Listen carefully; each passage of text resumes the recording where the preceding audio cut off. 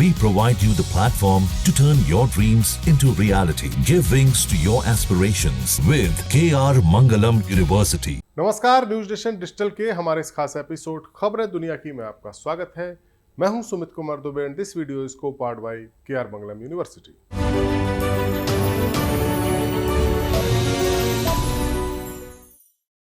पिछले दिनों ईरान के साथ हुई 12 दिन की जंग में इजराइल ने ईरान के परमाणु ठिकानों पर हमला करके उन्हें नुकसान पहुंचाने का दावा किया, लेकिन बाद में जब ये साफ हुआ कि ईरान को ज्यादा नुकसान नहीं हुआ है या ईरान के परमाणु ठिकानों को ज्यादा नुकसान नहीं हुआ है, तब इजराइल की दरखास्त पर अमेरिका की एंट्री हुई और अमेरिकन एयरफोर्स के B-2 बॉम्बर्स विमानों ने ईरान के 3 परमाणु ठिकानों पर हमले किए।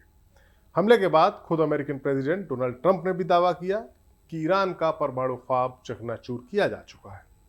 लेकिन फिर खबर आई कि ईरान के फोर्डो परमाणु संयंत्र को तो ज़्यादा नुकसान हुआ ही नहीं है और वहां मौजूद शुद्ध यूरेनियम को हमले से पहले ही हटा लिया गया था। ऐसे दावे किए गए कि ईरान के पास अब भी 400 किलोग्राम से ज़्यादा यूरेनियम मौजूद है, जो 60% से ज़्यादा शुद्ध हो चुका है, यानी इनरिच हो चुका है, और परमाणु बम बनाने के लिए 90% एनरिच्ड यूरेनियम की दरकार होती है, जिस मुकाम को हासिल करना अब ईरान के लिए ज़्यादा मुश्किल काम नहीं है। सवाल यह है कि क्या अब ईरान दोबारा से अपना परमाणु कार्यक्रम शुरू कर पाएगा, और अगर करेगा तो फिर अमेरिका और इजराइल उस पर फिर से हमला कर देंगे।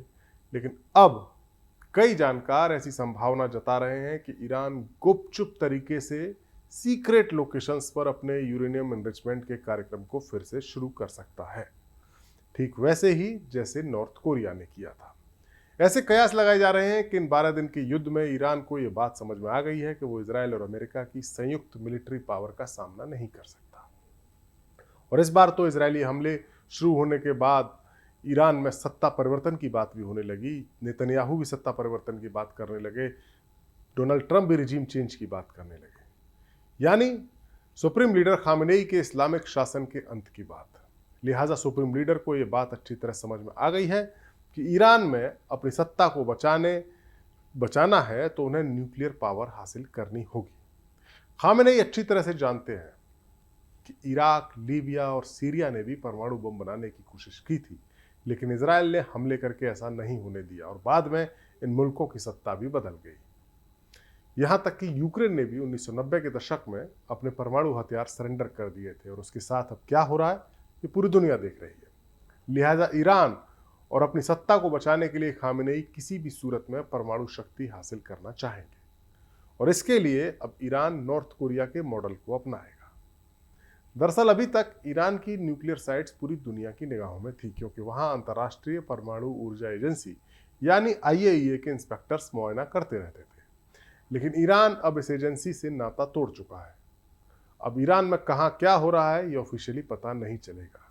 एक और बात, इजराइल अक्सर ईरान के परमाणु वैज्ञानिकों को निशाना बनाकर उनकी हत्या करता रहा है। ईरान की तरफ से ये दावे किए जाते हैं कि IAEA की तरफ से ही उनके न्यूक्लियर साइंटिस्ट की जानकारी लीक करके इजराइल को दे दी जाती है, जिसके चलते उनके परमाणु वैज्ञानिक मारे जाते हैं। ये चार्ज भी ईरान की तरफ से लगाया गया है। लेकिन अब 24 जून को इजराइल के साथ ईरान का जब युद्ध विराम हुआ था, उसके एक दिन बाद ईरान की संसद ने IAEA के साथ अपने तालमेल को तोड़ने, रद्द करने के लिए मतदान किया था और उसको पास किया था। ईरान के प्रेसिडेंट महमूद पेजेश्कियान ने IAEA के साथ सहयोग को रद्द करने वाले कानून पर हस्ताक्षर भी कर दिए और इसके साथ ही ईरान का परमाणु कार्यक्रम जो है उसकी निगरानी इंटरनेशनली IAEA नहीं कर सकेगा। ऐसी सूरत में ईरान अपने न्यूक्लियर मिशन को गुप्त रूप से आगे बढ़ा सकता है। ईरान पहले ही कह चुका है कि उसे कोई दूसरा या तीसरा देश नहीं बताएगा कि उसके पास परमाणु बम होना चाहिए या नहीं।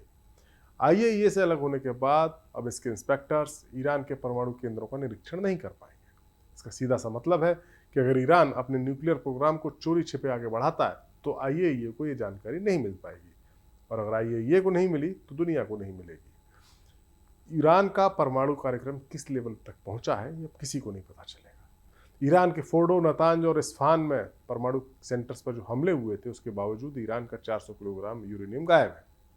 इजराइल के PM बेंजामिन नेतन्याहू ये कह चुके हैं कि ईरान के पास 9 परमाणु बम बनाने जितना यूरेनियम है और अब ईरान की कोशिश सीक्रेट साइट्स पर परमाणु बम बनाने की होगी ताकि फिर से कोई मुल्क उस पर हमला करके सत्ता बदलने का ख्वाब ना देख सके। इजरायली हमलों में ईरान के दर्जन भर न्यूक्लियर साइंटिस्ट मारे गए, लेकिन फिर ये बात माना जा सकता है कि ईरान के पास बम बनाने का डिज़ाइन तो आ ही चुका है। बस उसे अपने पास मौजूद यूरेनियम को 90% तक एनरिच करने की ज़रूरत है, जो वो अपनी सीक्रेट न्यूक्लियर साइट्स पर कर सकता है। ईरान की इस मंशा का एहसास अमेरिका को भी है। यही वजह है कि ईरान के परमाणु ख्वाब को B-2 बॉम्बर्स से दागे गए बंकर बस्टर बमों से उड़ा देने का दावा करने वाले डोनाल्ड ट्रंप एक बार फिर से ईरान के साथ न्यूक्लियर डील करने की बात कर रहे हैं, लेकिन अभी तक इस बातचीत की कोई ठोस प्रक्रिया नजर नहीं आ रही है।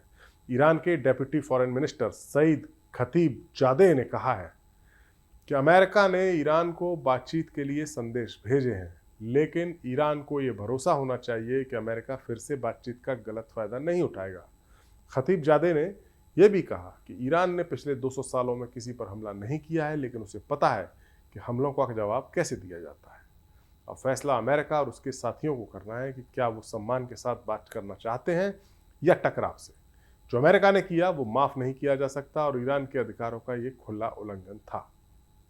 खतीबजादे भले ही ईरान की शांति प्रियता की नज़ीर दे रहे हो, लेकिन ईरान के एक सीनियर अधिकारी ने तो अमेरिकी प्रेसिडेंट डोनाल्ड ट्रंप को सीधी धमकी तक दे दी है।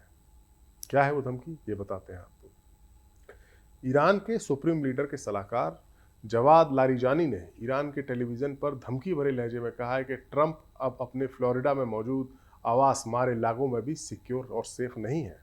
इस इंटरव्यू के दौरान लारिजानी ने कहा कि ट्रंप ने कुछ ऐसे काम किए हैं कि अब वो फ्लोरिडा में स्थित अपने आवास मारे इलाकों में सनबाथ यानी धूप जो सेकते हैं वो भी नहीं ले सकते। जब वो पेट के बल धूप में लेटे होंगे तो एक छोटा सा ड्रोन आकर उनकी नाभि पर गिर सकता है। ये बहुत आसान है। धूप में लेटे अमेरिकी प्रेसिडेंट पर एक छोटे ड्रोन का हमला करना आसान होगा। ये सुप्रीम लीडर के एडवाइजर का बयान है। जाहिर है 12 दिन की इस जंग में भले ही ईरान को काफ़ी नुकसान हुआ हो, लेकिन फिर भी अमेरिका इजराइल की जोड़ी के आगे उसने घुटने नहीं टेके हैं और यही वजह है कि उसके अधिकारियों के हौसले बुलंद है और जमकर बयानबाजी हो रही है। जबकि ट्रंप किसी भी सूरत में ईरान के साथ एक ऐसी न्यूक्लियर डील करना चाहते हैं कि ईरान परमाणु बम हासिल करने की संभावना पूरी तरह से खत्म हो जाए। लेकिन ईरान के इरादे तो अब भी किसी भी सूरत में परमाणु बम हासिल करने के नज़र आ रहे हैं। तो फिर से उसकी इस्लामिक सत्ता को ताकि कोई चुनौती खत्म करने की चुनौती ना दे सके। हमारा ये वीडियो आपको कैसा लगा कमेंट सेक्शन में जाइए, अपनी राय हमें ज़रूर दीजिए। नमस्कार।